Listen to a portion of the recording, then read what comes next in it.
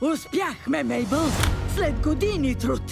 Тази революционна технология ни дава безпрецедентен достъп до света на животните. Вкарваме това в това. Да, това в това. Това в това. Правилно ли разбрах? Създали сте фалшиво животно, Да. чрез което другите животни ви мислят за животно. Да! Ама това е като аватар. Няма нищо общо с аватар! Мейбъл, внимавай!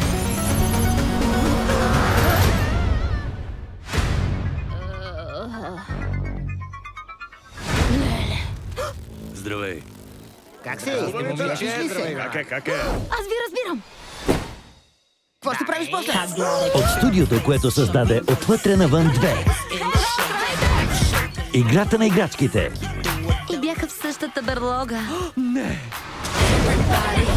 Този март. Хубаво местенце си намерил.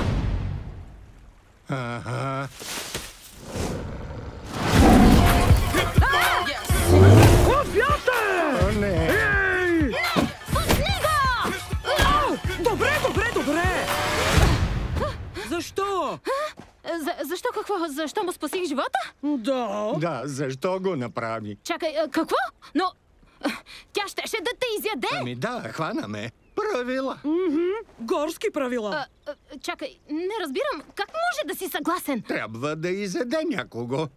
Значи, още ли искаш? Не, стана тъпо. Хопари. Сега ме чуй. Не използваме технологията, за да нарушаваме естествения порядък.